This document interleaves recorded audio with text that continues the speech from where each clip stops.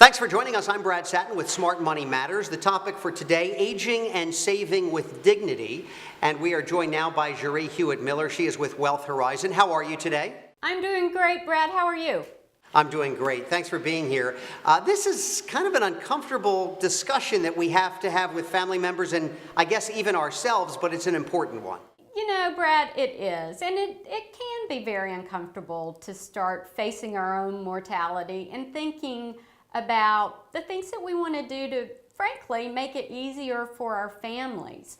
You know, we do have family discussions around these issues a lot of times.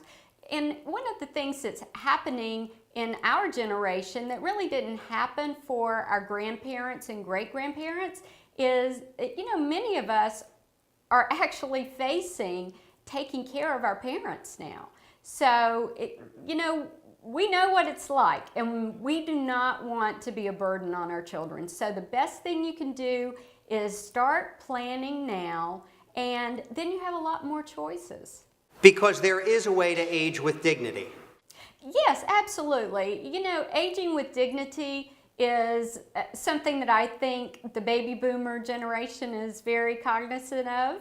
We want to be healthy, we're living longer, we want to have great quality of life, and we want to be able to be as independent as possible for as long as possible.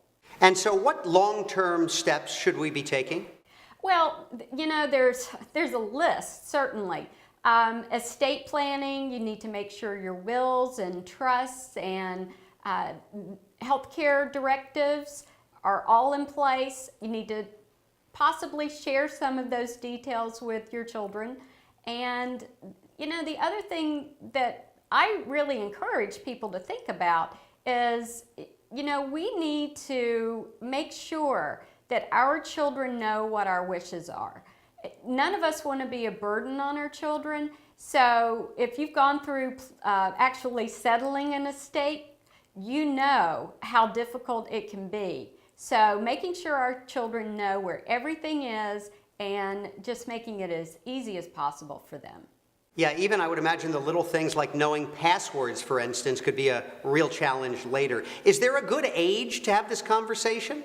You know, I want to start having these conversations with my clients in their 50s. Certainly, you know, 60s, if you haven't had the conversation, you need to have it when you're in your 60s.